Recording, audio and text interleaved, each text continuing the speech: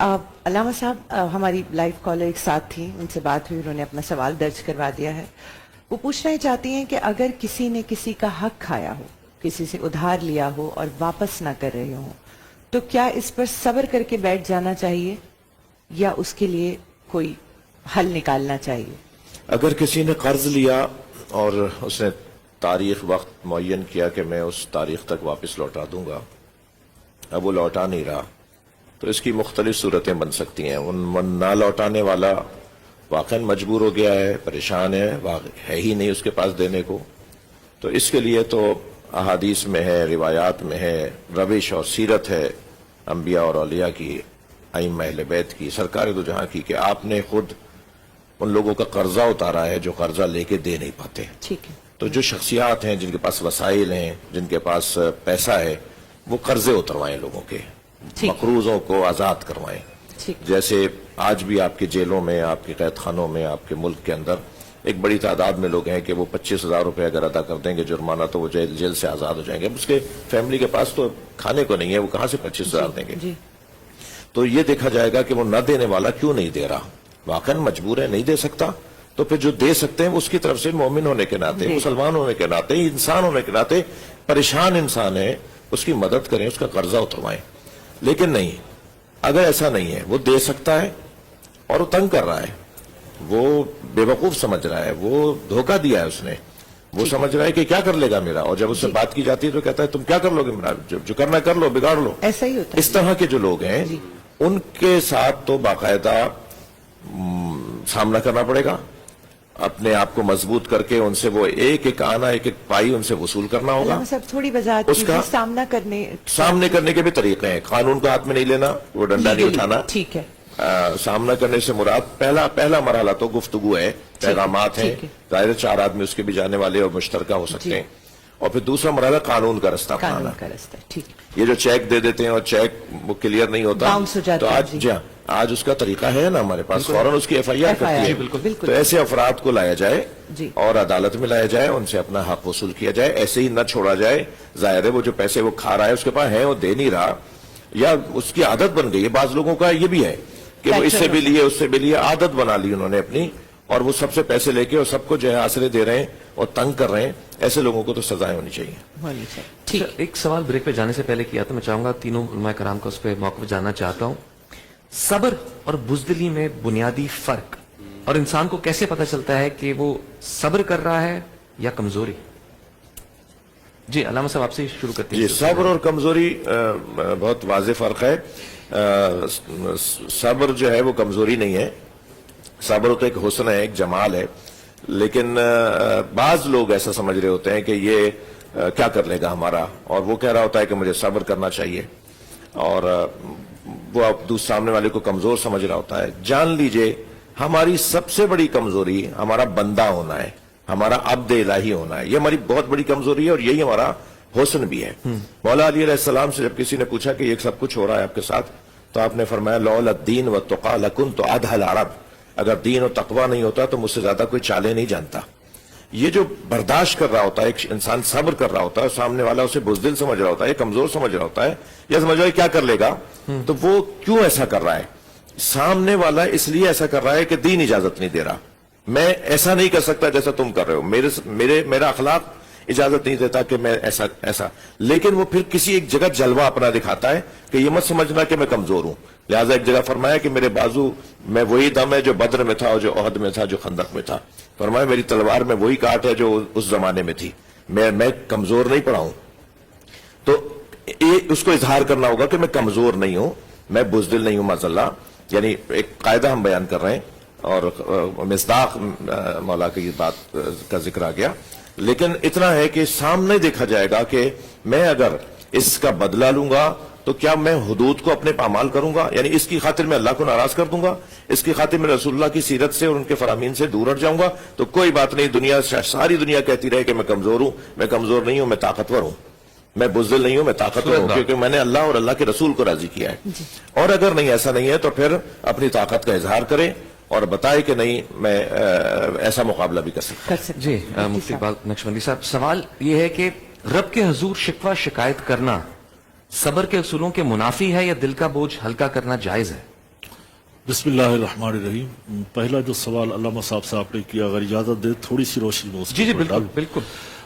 जब तक वो कर्ज देने वाला इनकार नहीं करता तो गुनाहगार नहीं है। जब वो, जैसे हजरत ने फरमाया कि वो कहता है जो कुछ करना है कर लो, मुझे नहीं देना, मेरे पास नहीं है, और है भी सही उसके पास पैसा माल, नहीं देता या कोई तड़ी लगाता है या धमकी देता है, तो फिर वो खायन कहलाता है, खियानत करता है, तो वो गुनहगार है।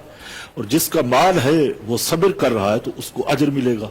अब दूसरा जो उसका रास्ता है लेने का, वो कानूनी रास्ता है, वो कानून का जो रास्ता है वो इख्तियार करे और वो उसमें सब्र में सवाब भी पाएगा और इंशाल्लाह इसकी बरकत से उसका माल भी वापस आएगा। ठीक। दूसरा जो आपका अहम सवाल है कि अल्लाह रब्बुल इज्जत से शिकवा शिकायत करना, ये इसकी मुख्तलिफ सूरतें हैं, मुख्तलिफ शक्लें हैं। अल्लाह ताला से राज़ो नियाज की बातें करना बेसब्री नहीं है। अल्लाह फरमाता है मैं सब्र करने वालों के साथ हूं, बेसब्रों के साथ नहीं। मगर ये बेसब्री नहीं है अपने रब से बातें करना, ये कहना कुछ बातें ऐसी हैं जो ना शुक्री के जुमरे में भी आती हैं, बेसब्री के जुमरे में भी आती हैं। वो ये है कि मौला उसको दिया है और मुझे नहीं दिया, नहीं, वो या अल्लाह की तकसीम के ऊपर सवाल करना कि मौला उनको इतना दे दिया। फिर ये हसद के जुमरे में भी आता है, ये सारी बीमारियां शुरू हो जाती हैं। तो इसको हम बेसब्री कहेंगे, सब्र नहीं कह सकते, इसमें गुनाह है, ये हराम है। ऐसे यानी जुमले कहना, अल्लाह की तखलीक के ऊपर इनकार करना या शिकवे शिकायत करना। शिकवे शिकायत राज़ो नियाज की और भी बातें हैं। मैं एक जुमला कहना चाहता हूं। पिछले दिनों हमारे अल्लामा साहब महमूद और अय्याज का एक वाक़या फरमा रहे थे। जी बिल्कुल। मसमी के अंदर मौलाना रूह फरमाते हैं कि एक दफा हजरत अय्याज एक जलूस में जा रहे थे, बड़े शाही जलूस में, तो लोग नारे लगा रहे हैं, बड़ी इज्जत और तकरीम दी जा रही है। एक वक्त आया तो फिर उन्हीं को उसी एक गधे पे बिठा के लेके जा रहे हैं। तो लोगों ने पूछा ये क्या है और वो क्या था? फरमाया वो जो पहले था वो तो इज्जो मंतशा, आज जो जलवागरी है वह तो जिल्लो मंतशा की जलवागरी है। यानी उस जमाने में भी शुक्र था और आज अगर ये मिल रहा है फिर भी शुक्र है। तो यहां सब्र का मादा इख्तियार करना होगा, सब्र करना होगा। कई ऐसे मौके आते हैं जहां इंसान बेसब्रा होता है और वो सब्र का दामन हाथ से छोड़ बैठता है, वो गुनाहों को अपनाता है। अगर नफ्स सताए तो सब्र करे, बच्चे सताए तो सब्र करे, मुआशरा सताए तो सब्र करे, जहां कहीं बैठा हो वहां की गैदरिंग सताए तो सब्र करे। तो सब्र का एक वसीम मौजू है। अगर सब्र करता जाएगा वो साबिर बन जाएगा। फिर होगा ये कि अल्लाह ताला की रजा पे राजी रहेगा, अल्लाह ताला उसको दाखिल जन्नत करेगा। फिर फरमाया कि जो इस तरह का वो आजमाइशों से निकलता है, सब्र करता है, तो हम साबिर को जन्नत देते हैं। आजर तो बाकी इबादतों में है, रियासतों में है। तो जो साबिर होता है, सब्र करता है, उसकी जजा जन्नत है, बल्कि जन्नत भी है और जन्नत वाला भी है। यानी खालिक खुद उसकी जजा है जो सब्र करता है। तो सब्र करना चाहिए इस मुआशरे के अंदर। औलिया अल्लाह, पैगंबर, उलुल आज़म रसूल, इन सब बुजुर्गों ने, सहाबा, इमाम अहले बैत, तमाम ने सब्र का दामन हाथ में पकड़ा और बेसब्री नहीं की। और यही पैगाम दिया कि सब्र करो और सब्र करने वालों के साथ अल्लाह। बेशक मुफ्ती साहब, बहुत शुक्रिया। मैं मुफ्ती हमदर्द भाई से पूछना चाहूंगी कि एक तो जो समी ने कहा उसका भी आप जवाब दे दीजिएगा। दूसरा ये कि पहले भी मैंने अर्ज किया था कि जैसे हम दुआ में रोते हैं अल्लाह से, आपने कहा कि उनके सामने अपनी बात रखते हैं, तो वो उसमें कोई सब्र के खिलाफ हो जाता है वो रोना? ठीक है। समी भाई का जहाँ तक सवाल है कि ये बुज़दिली है या अगर सब्र करना, या ये इसको क्या समझा जाए, तो सब्र करना हरगिज़ बुज़दिली नहीं है। जहाँ पर ये यानी कैफियत के एतबार से है कि अगर एक शख्स की कैफियत ये है, वो ताकतवर है, वो बदला लेने की हिम्मत रखता है, ताकत भी है, लेकिन फिर भी वो अपना हक माफ कर देता है, कहता है कि नहीं मैं इस बात को नहीं रहना चाहता, इससे इंतशार होगा, तो वो फिर वो शख्स यहाँ पे सब्र कहलाएगा। लेकिन एक ही हालत ये है कि बेचारा जो है वो किसी दर्जे में भी ताकत या बदला लेने की ताकत नहीं है उसमें, तो फिर वो ये कहे कि मैंने सब्र कर लिया है, तो इसने ये सब्र नहीं किया, तो यहाँ पर ये बुज़दिली होती है। बदला नहीं ले सकता एक शख्स के अंदर ये हिम्मत नहीं है, उसके मसल्स इतने मजबूत नहीं है। ہاں یہ ہے کہ مسلز مضبوط ہے، شجاعت ہے، اس کی پوری ایک ہسٹری ہے کہ یہ جس میدان میں گیا اس نے فتح کے جھنڈے گاڑے، یعنی اس کے پاس پھر اختیار اگر ہے۔ وہ رک جاتا ہے تو پھر وہ صبر ہوتا ہے۔ اچھا، جہاں تک بہن ہبہ بہن آپ کا سوال ہے کہ ایک شخص اگر مصیبت کے اوپر رو رہا ہے، جی، مصیبت آ گئی، اللہ سبحانہ و تعالی ہم میں سے ہر ایک کو محفوظ فرمائے آمین۔ ان مصیبتوں سے، اور لیکن اگر آ جاتی ہے تو اس صورت میں کچھ ہمارے ہاں یہ کہا جاتا ہے کہ اگر اس نے رو لیا یا آنکھوں سے آنسو آ گئے یا غم کر رہا ہے تو اس غم کو بھی صبر کے خلاف کہا جاتا ہے، حالانکہ یہ ایسی بات نہیں، یہ بات درست نہیں ہے۔ غم یہ انسان کے اوپر طاری ہونا یا آنکھوں سے آنسو آنا یا دل کا غمگین ہونا یہ فطرت کا حصہ ہے، یہ اللہ وہ نے سخت دل ہے، جذبات دی، یہ الگ ہی جی، جذبات ہے، جی، وہ سخت دل انسان ہے اور اس کو اللہ سبحانہ و تعالیٰ نے بالکل پسند نہیں کیا کہ انسان کے اوپر غم آئے اور وہ آنکھوں سے آنسو بھی نہ بہے۔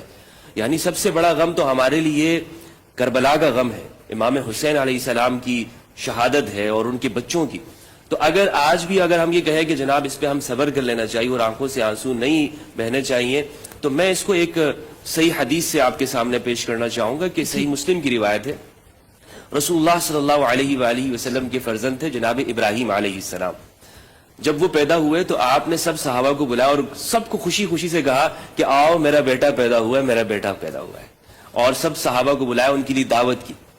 ایک دن حضرت انس فرماتے ہیں رضی اللہ عنہ کہ رسول اللہ صلی اللہ علیہ وآلہ وسلم مجھے اپنے ساتھ لے کے گئے، اور ابراہیم جب پیدا ہوئے تھے تو رسول اللہ نے ایک علاقے میں ان کو بھیج دیا تھا، اور وہاں پہ جس شخص کے حوالے کیا تھا تو وہ لوہار تھے، یعنی وہ اس طرح جو دھنتے ہیں اس کا لوہے کا کام، لوہے کا جو کام ٹھیک، کرتے ہیں اس کا وہ ان کا بزنس تھا۔ تو آپ صلی اللہ علیہ وآلہ وسلم صحابہ کے ساتھ جا رہے ہیں، کہا کہ جاتے ہیں ابراہیم سے ملنے کے لیے، ان کی طبیعت ٹھیک نہیں ہے، مریض ہیں۔ تو ابراہیم کو اپنی گود میں اٹھایا اور آپ صلی اللہ علیہ وآلہ وسلم اس کو بہلا رہے تھے، ابراہیم کیا حال ہے، ابراہیم کیسے ہو، ابراہیم کیسی طبیعت ہے۔ جی، اور حضرت انس کہتے ہیں کہ میں دیکھ رہا تھا کہ ابراہیم آپ کے ہاتھوں میں جان دے رہے ہیں، ابراہیم آپ کے ہاتھوں میں جان دے رہے تھے، اور نزع کی حالت تھی حضرت ابراہیم کے اوپر، آپ کے بیٹے کے اوپر۔ تو رسول اللہ صلی اللہ علیہ وآلہ وسلم کے آنکھوں سے آنسو جاری ہو گئے۔ آپ نے فرمایا ان العین لتدمع وان القلب لیحزن وَإِنَّا بِفِرَاقِكَ يَا إِبْرَاهِيمُ لَمَحْزُونُونَ، ابراہیم دل غمگین ہوتا ہے، ابراہیم تیرے جانے پر محمد بہت اداس ہے، اداس، تیرے جانے پر محمد بہت غمگین ہو گئے ہیں۔ آپ صلی اللہ علیہ وآلہ وسلم وہاں پہ رو رہے تھے اور ابراہیم نے آپ کے ہاتھوں کے اندر جان دے دی۔ تو سرکار ختمی مرتبہ رسالت معاب، ان سے بڑھ کر صبر کرنے والا کون ہے ہمارے لیے مثال، جی، ہمارے لیے آئیڈیا ہے، بالکل اسوہ ایسے حسنہ ہی۔ ہے۔ تو ہم تو مختصر پھر کرو، ہمارے پاس تو ہماری طاقت ہی نہیں ہے، کوئی طاقت ہی نہیں رہ جاتی جی، ہمارے جی، پاس۔ بالکل تو اس لیے ہم یہ کہیں کہ جناب اگر اسی کوئی مصیبت خدا محفوظ رکھے ہم سب کو، اور اگر اس پر ہمارے آنکھوں سے آنسو آتے، بالکل فطرت کا حصہ ہے، یہ ہماری فطرت ہے، اور وہ شخص زندہ دل ہے کہ جو آنسو اس کے آنکھوں سے نکلتے ہیں، اور سب سے بہترین آنسو تو وہ ہے کہ جو اہل البیت کے غم کے اوپر ہمارے آنکھوں بے سے شک، بے شک، بے شک، بے شک، سبحان اللہ۔